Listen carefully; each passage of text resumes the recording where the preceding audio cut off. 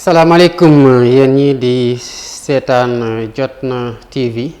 tey mooy suñu chronique numéro 6.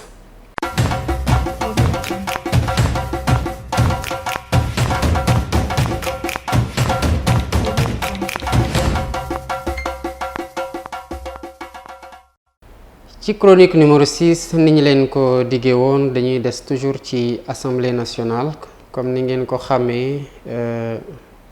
Session parlementaire bi mu ngi examiner le projet de loi de finances initiale pour l'année 2020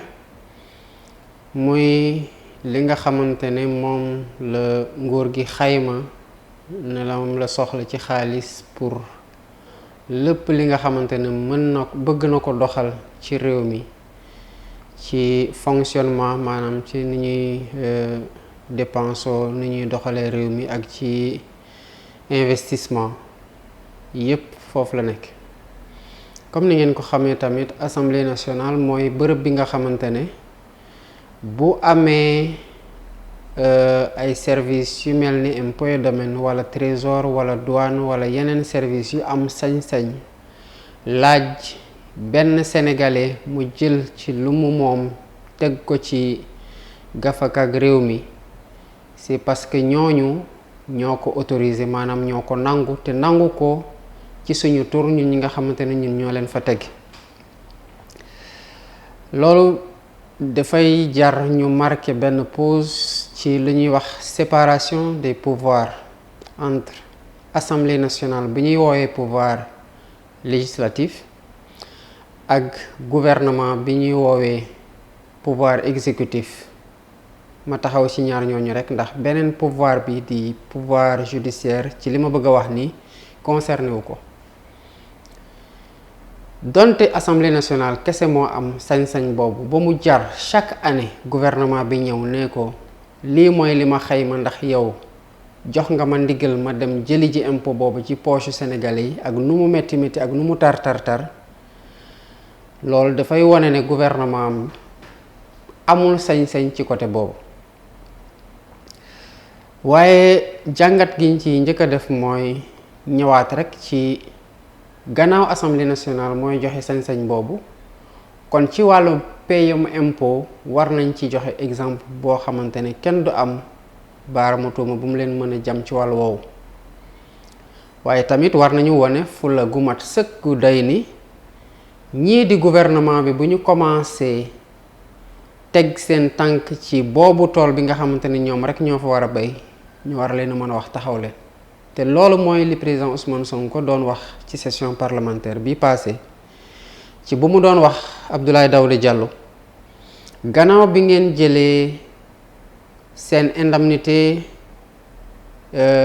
jox ko ay nit pour frais de téléphonie yow mii danga tegaat bindaat beneen bataaxal bind ko au directeur du budget pour ni ko indemnité boobu nga xam te ne du leneen lu dul yokkute ci payoor ñi ko moom buñ ci jël benn lempo te bu mu koy def arrêté la jël te arrêté acte réglementaire la maanaam gouvernement moo koy jël à travers le ministre te ministre nag ci lu ñuy fay impôt ak ci lu ñu dul fay impôt du moom moo koy wax loolu assemblée nationale moo koy wax te loolu moo tax sax moom mu soxla budget mu dem di ko défendre ci kanamu député yi nekk assemblée nationale mu tontu dal di wax ne lii di article 167 alinéa 4 daf ko jox sañ-sañ pour ñu bañ a fay impôt ci li nga xamante ne moom mooy allocation forfaitaire pour frais de téléphonie mobile mu am rek li ci xawal ndëm li ñuul ci soow mi ndax bu fekkee ne lii di loi dafa wax ne indemnité gu mel noonu kenn du ci fay impôt dafa aajootul ministre bi di jëlaat beneen arrêté di wax ne que allocation forfaitaire boobu wala indemnité boobu kenn du ci fay impôt ndax loi moo gën a fort arrêté loi sax moo gën a fort décret kon bu loi waxee dara mu leer dafa soxlawul ministre bi di ci am lu mu ciy leeral ci di wax ne allocation boobu kenn du ci fay impôt loolu du cëram. bi ci tegu mooy ministre bi li ñu ko wax mooy bu ñu dee xayma lii di avantage en nature ci lu ñuy wax domesticité ci boobu la ñuy prévoir moom mu jël arrêté pour fixer les montants forfaitaires yi ñuy dugal dans le revenu bi ñuy imposer mu mel ni ki courant mel ni ndox mel ni téléphone mel ni sax bu ñu la joxee un personnel de maison ak yeneen ak yeneen ak yeneen te ci loolu la ñu jële woon benn arrêté 012 914 du 31 juillet 2013 pour fixer waat montant yooyu nga xamante ne dañoo évoluer boo jógee ci loi 92 40 dem ci loi 2012 31 du 31 décembre 2012 portant code général des impôts. boo moytul nag puisque président Ousmane Sonko dellusiwaat na pour gën a leeral xelu sénégalais yi ci njombe googu nga xamante ne kii di ministre des finances et du budget di Abdoulaye Daouda Diallo def na ko te mu am sax ay député yu waroon taxaw fula bañ lu mel noonu mais ñu di ko supporter boo moytul ci fan yi di ñëw dinañ ci taxawaat di ci teesante mais nañu def attention parce que li ñuy wax noonu nekkul ci allocation boobu rek la concerné bu ñu defee interprétation boo xamante ne circonstance moo tax ñu def ko ci disposition article 167 alinéa 4 du code général des impôts mais nañu xaar conseils fiscaux yi ak entreprises yi nga xamante ne am nañ fula gu mat ni ci liñ leen dénk ñu ngi koy saytu goo xamante ne chaque jour dañuy bëgg seen bénéfice di gën a rëy te ci loolu optimisation fiscale lu ñuy jëfandikoo la nañu xaar conseils fiscaux yooyu def un avis un rescrit pour demander administration particulièrement le directeur général de leur dire exactement est-ce que ñoom en tant qu'entreprise bu ñu jëlee kon indemnité téléphone jox ko seen cadre wala seen dirigeant est-ce que dañ ciy fay impôt wala déet te foog naa ne ambition ak féete ci nguur warul tax kenn muy jël lii di loi fiscale bi nga xamante ne sur le plan technique dafa leer nañ mu di ci fooye xelu sénégalais yi loolu ab araftu la rek waaye foog naa ne buñ ci ñëwaatee rek nañ ci ñëwaat parce que fiscalité bi moom yàlla dogal na nekk ci kenn moomu ko kenn toogu ci ne liñ ci xam keneen xamu ko ci xanaa ñuy wax ak sénégalais nga xamante ne jànguñu fiscalité ci anam boobu foofu lañ ciy yem mu am beneen interpellation boo xamante ne aussi président Ousmane Sonko def na ko interpellé le ministre de l'économie et des finances ne ko le ministre des finances et du budget ne ko am na benn compte bu ñu ubbi ci benn banque bu compte bi tudd programme de défense des intérêts économiques et stratégiques du Sénégal wax ci ay détails yu bari yoo xamante ne foog naa ne ministre bi moom bu fulaam ak tolloo ni mu instruire service technique am yi pour ñu nekk di teesante ci liy imposable wala imposableul war na mën a tontu ci li compte boobu wundoo surtout nag que déggaat nañ ci ay développement yu tax ku mel ni Birahim Seck bu Forum Civil nga xamante ni ñoom xeexub transparence ràññeeku nañ ci lool ñu di leen féliciter d'ailleurs au passage di leen encourager ci démarche boobu parce que xeex la boo xamante ne fokk ñu xeex ko pour suñu askan fokk ñu xeex ko pour suñu réew. Birahim Seck wax na ne am na benn fonctionnaire boo xam ne jox nañ ko wala bind nañ ci turam ak fi xaalis yi mën a jëm chèque u 5 milliards lay wax ni de 5 milliards boo xamante ne ci turam lañ ko def mu doon dem retirer ko wala boog mu dugal ko ci compte ah 5 milliards moom ko bëgg lambar rek moom ci kees moom di nga xaw a diis lool kon mën na am ci compte waa ji la dem directement te lu grave noonu ministre des finances et du budget mënu ci noppi c'est pas possible d'autant plus que dans ce compte là il est révélé ci li ñu dégg président Ousmane Sonko wax mooy le directeur du budget di Moustapha Ba moom moo koy gérer kon kooku tey bu fekkee ne Bougazeli moo démissionné parce que tuumal nañ ko ci mbirum faux billet moom tamit soit war na éclairer lanterne sénégalais yi parce que quand même dañ ko ci cité te foog naa ne booy gérer un compte 5 milliards mañ ci gën dem ci turu kenn yow foog naa ne ta responsabilité est pleinement engagée parce que dafa yomb trop buñ ko dee dégg rek fekk ne convention des cadres républicains moo def seen colloque mu dem di fa wax ay waxu chiffres di tour lëndëm sénégalais yi lii il est directement interpellé il peut pas faire le dos rond dafa war a leeral sénégalais yi ci compte boobu muy gérer naka lañ ci mën a jëlee 5 milliards di ko def ci turu fonctionnaire muy nit caayu Sénégal wa ilaa mu démissionner pour se mettre à la disposition de la justice qui doit s'autosaisir parce que bu sénégalais yi toog mukk ba miis milliards ndax nu ñuy bëri di ko wax ci réew mi ci niñ koy luubalee milliards xaalis ju bëri la ci dëkk goo xamante ne chaque jour ñu wan leen ci ay vidéo ay xele toog à l'air libre ñu di leen jàngal chaque jour ñu ne la telle personne jëluñu ko ci hôpitaux yi te def na accident ñu téye ko de 18h à 21h muy saigner ba vidéo de son sang benn structure hospitalière jëlu ko ba mu dee ci c'est pas possible ci dëkk goo xamante ne nit ñi dañu am bac war a dem defee études supérieures du ñu lay orienté ci benn structure de formation professionnelle wala à l'université parce que université yi amuñu capacité d'accueil boobu te ISEP yi ñuy def ñëpp fonctionné luñ ci c'est pas possible donc bu fekkee ne ñi ñu jiite yàpp nañu yabel goo xamante ne jàpp nañ ne sax que suñuy exigence de transparence sur le minimum mënatuñ ci taxaw pour def ko de façon spontanée foog naa nag dafa jot askan wi taxaw tamit taxaw fula gu tax ni ñu war a mën a laaj yenn preuve yi wala yenn justification yi wala au minimum yenn explication yi ñu jox leen ko ci yenn yi parce que c'est très très très grave te il faut que sénégalais yi continuer insister ci programme compte boobu ñuy wax programme de défense des intérêts économiques et stratégiques amul ñu ne miik rek bañ ci wax ba ñu fàtte nañ ciy ñëw di ci ñëwaat di ci ñëwaat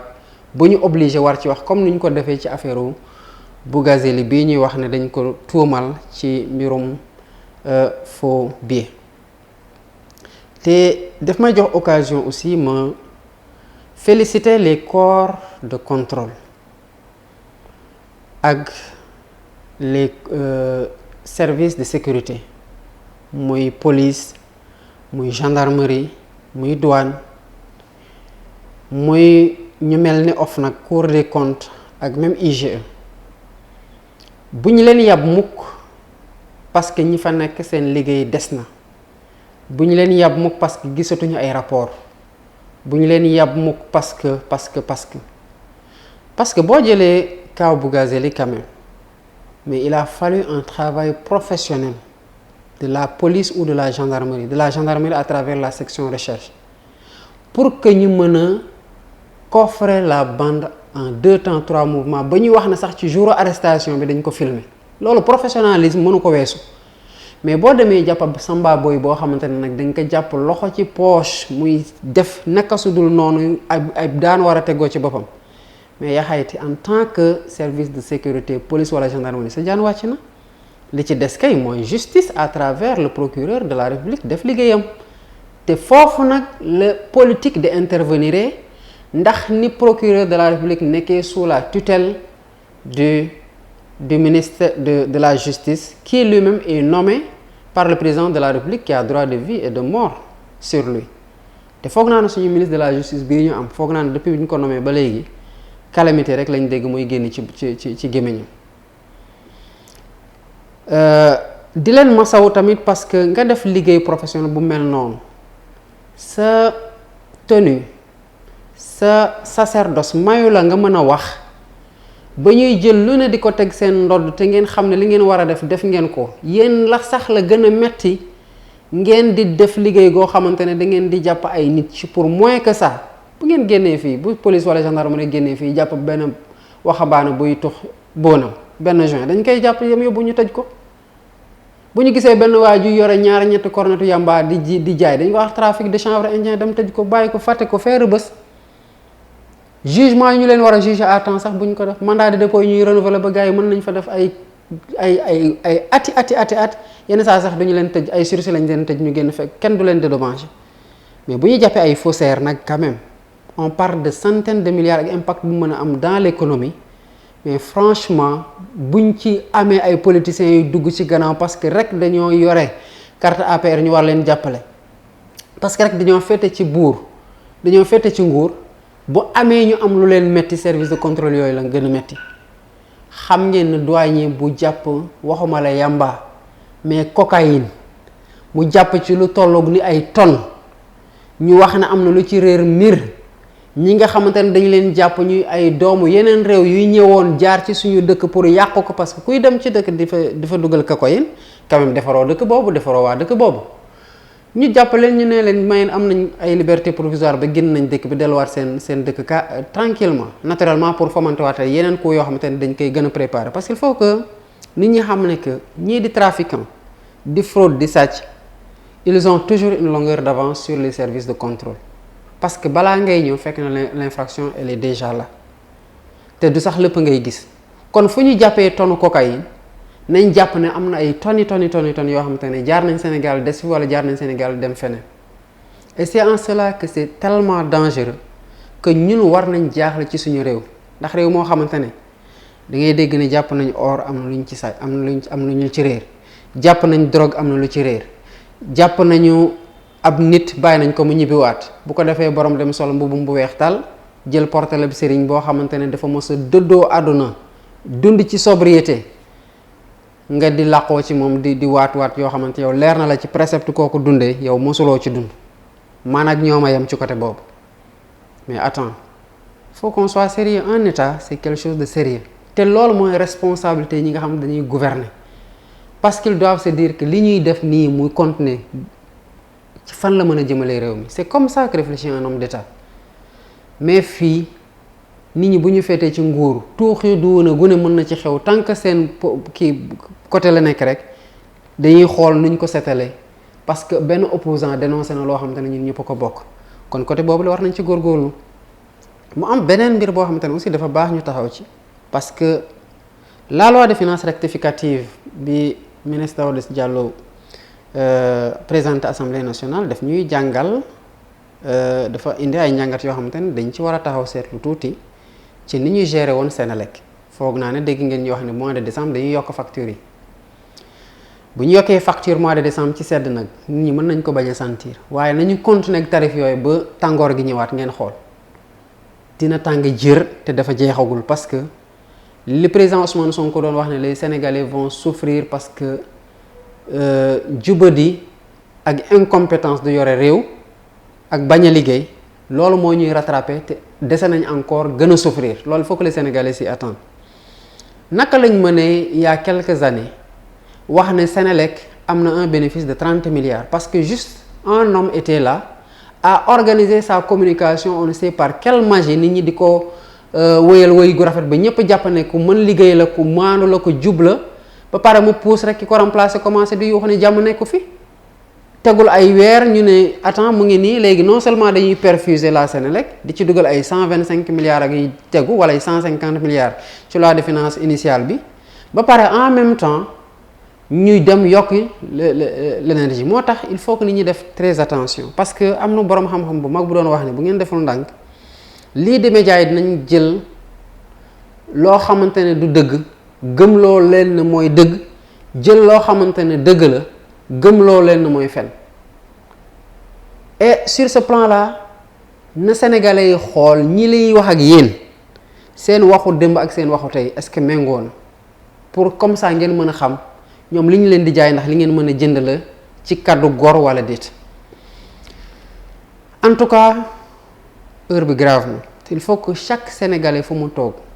qu'il soit concerné te xam ne lii di raam sori na de ci fu muy jëm te foog naa ne nag toog ba ci péril sécuritaire bu ñu nekk actuellement ci lu ñu wër ci ay réew ñu bàyyi drogue bi di lambee réew mi bàyyi trafic de faux billets di lambee réew mi bàyyi détournement yi ay 94 milliards 29 milliards yu dul mujj fenn di lëmbee réew mi loolu yorul réew boo xamante ne dafay aspirer vers le développement. am na dëkk yoo xamante ne bu ñu la fa jàppee cocaïne dañu lay rey parce que xam nañ nu mu bone am na dëkk yoo xamante ne bu ñu la jàppee pour des faits de corruption dañu lay rey parce que xam nañ nu mu bone mais dans ces pays là boo demee am na un progrès parce que le projet de société bu ñu teg dafa reposer sur un contrat social boo xamante ni y a des gens qui se sont engagés à le faire appliquer dans toute sa rigueur. lii la ñuy xaar ci suñu gouvernants yi ñu ngi leen di sant di leen gërëm bu baax a baax te di leen jox dig daje ci yeneen chronique incha allahu rabi asalaamaaleykum wa rahmatullah.